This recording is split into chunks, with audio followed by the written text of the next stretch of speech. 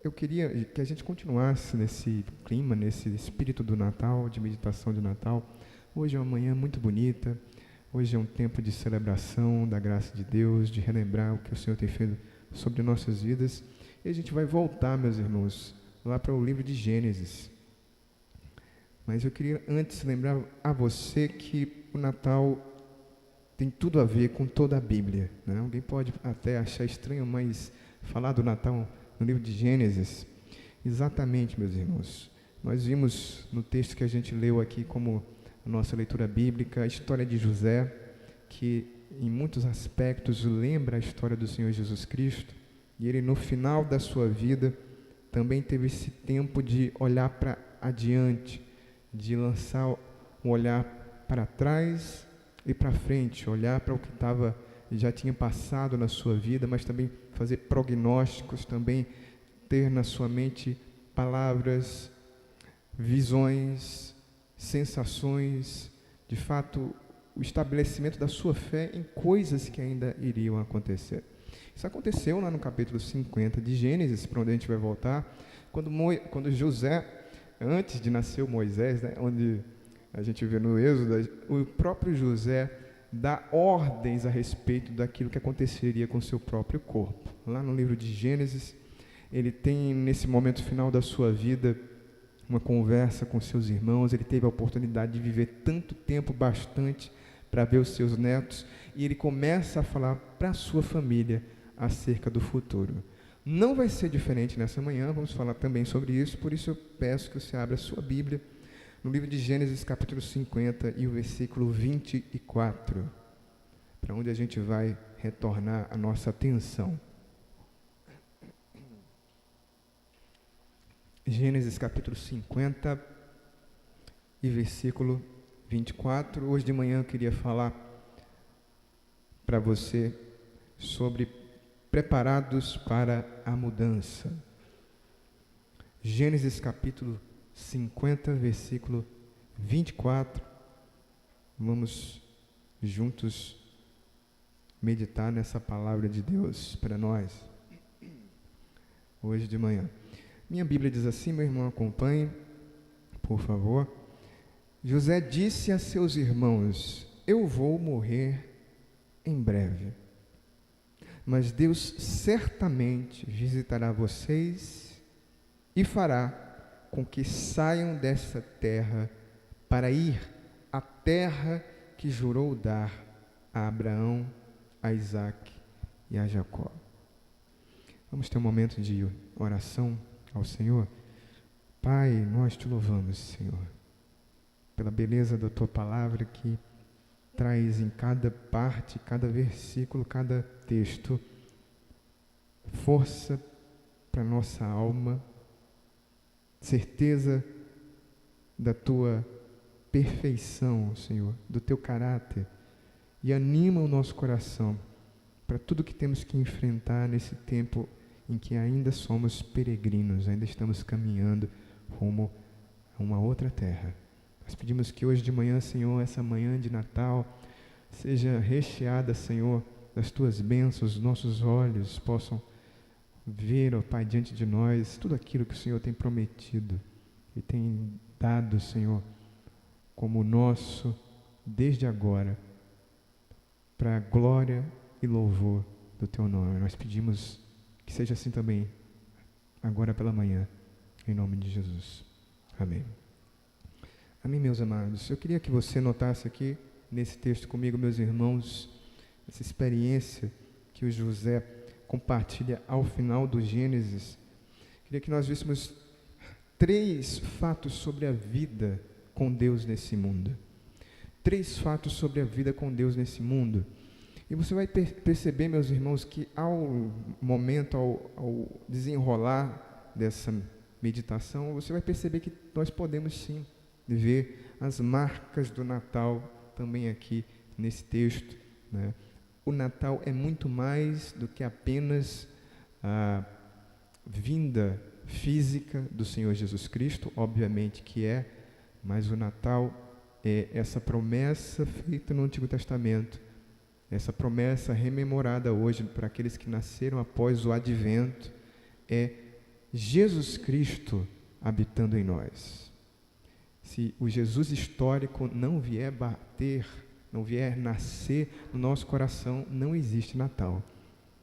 Talvez seja essa a notícia mais importante do Natal, né? Natal para longe dessas coisas que a gente vê todos os dias, todos os anos, das comemorações, todo mundo lembrando, até o presépio mesmo. Se Jesus Cristo não nascer na vida, não estiver presente na vida de cada ser humano, não existe Natal.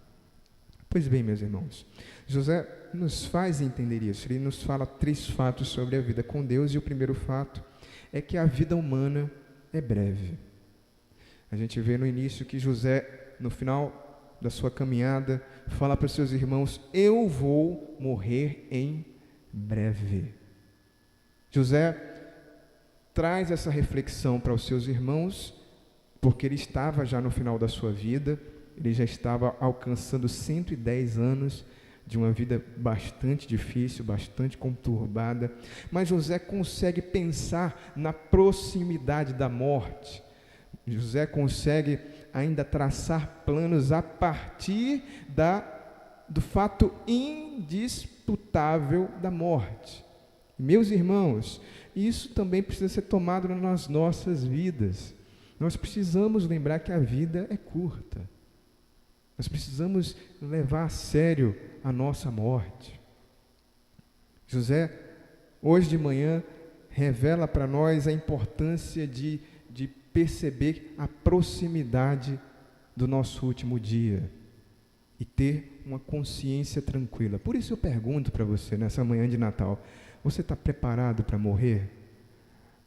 Nossa, mas que coisa mais difícil. Mas essa é a realidade da vida, meu irmão. Aquele que tem Jesus Cristo vê a morte por uma outra perspectiva.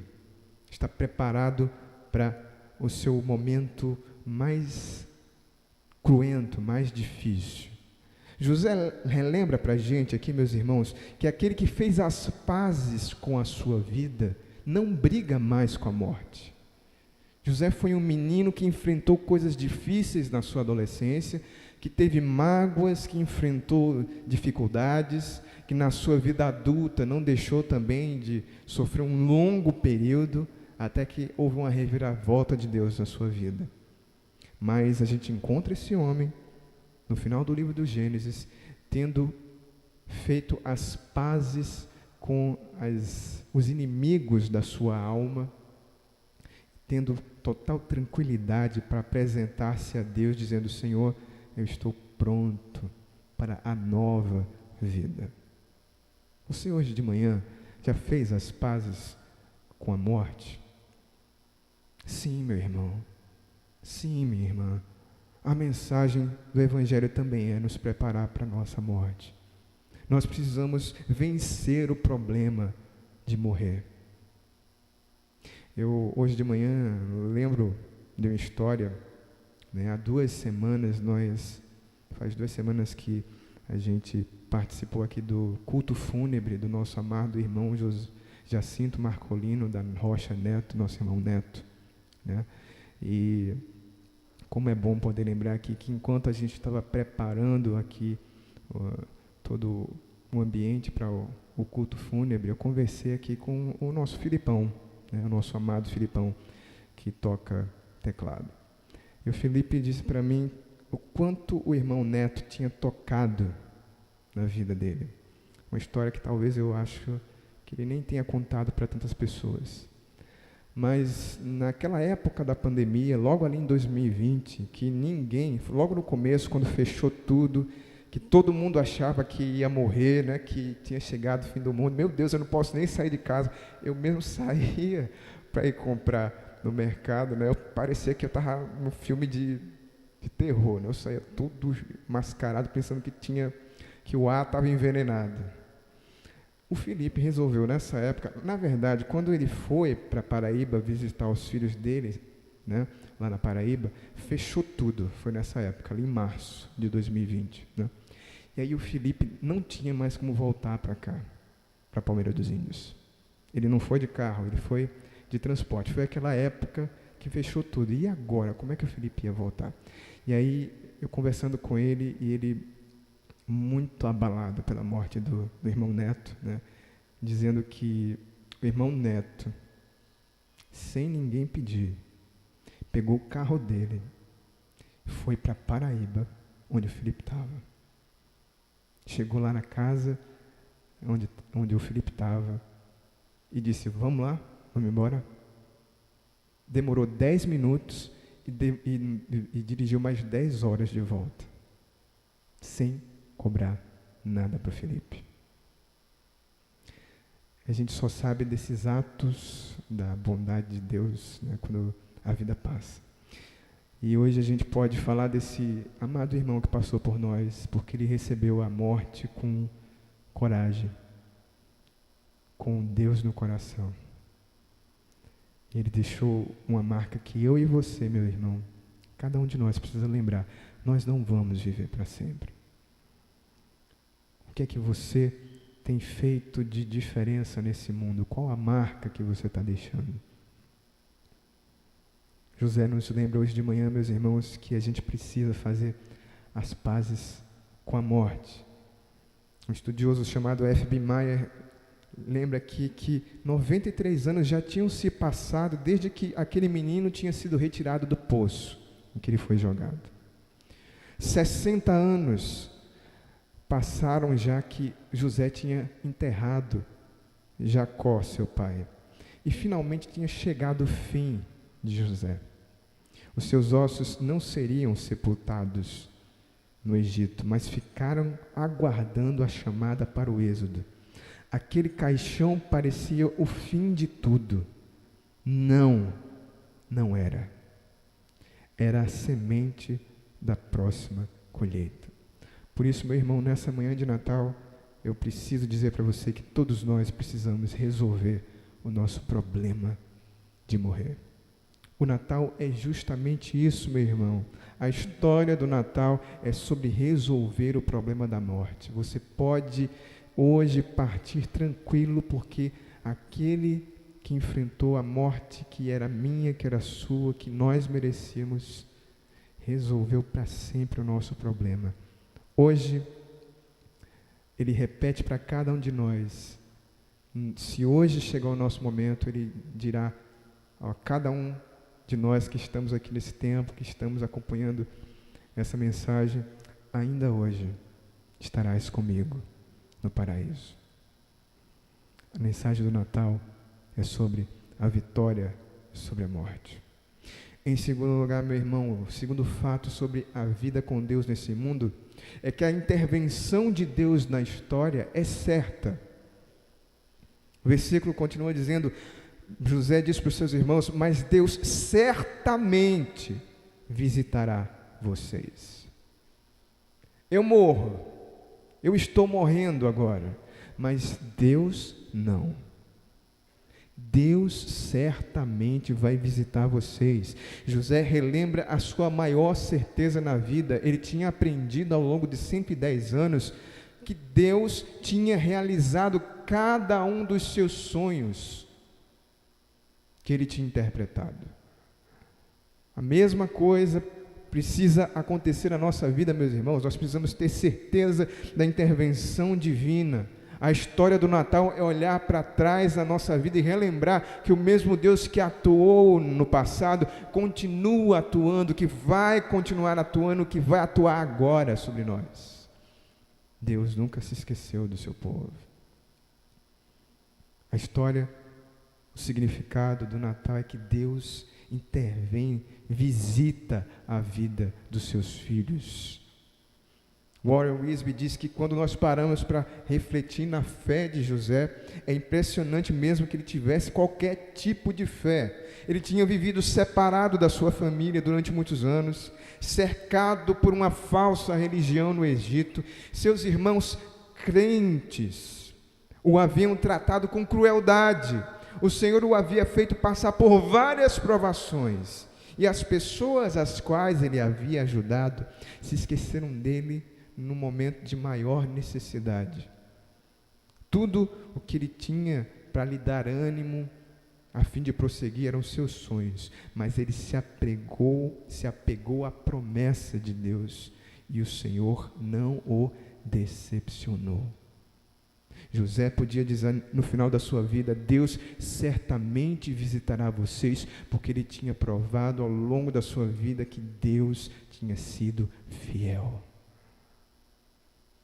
Hoje de manhã, meu irmão, você pode voltar os seus olhos para a sua história e relembrar os grandes feitos da sua vida. Aquele momento em que quase você partiu. Aquele momento em que você quase desistiu de seguir Jesus. Aquele momento em que você quase começou a ficar decepcionado com a igreja. Aquele momento em que Deus renovou você e mostrou que não importa o que aconteça do teu lado, Ele vai continuar atuando na tua vida.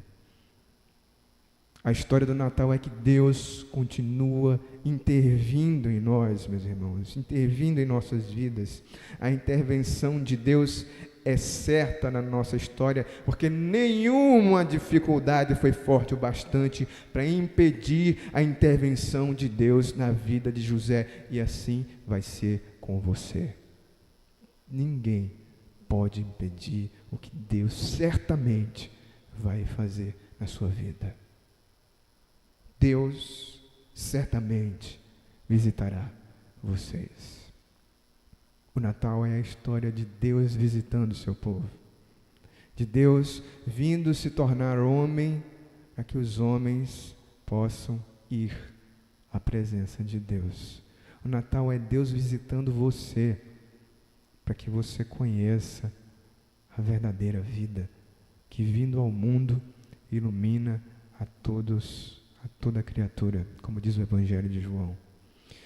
Meu irmão, o terceiro fato sobre a vida com Deus nesse mundo, que nos mostra o José, é que a mudança realizada por Deus é garantida. A mudança realizada por Deus é garantida. O versículo 24 termina dizendo: e Deus certamente visitará vocês, e fará com que saiam desta terra para a terra que jurou dar a Abraão, a Isaque e a Jacó.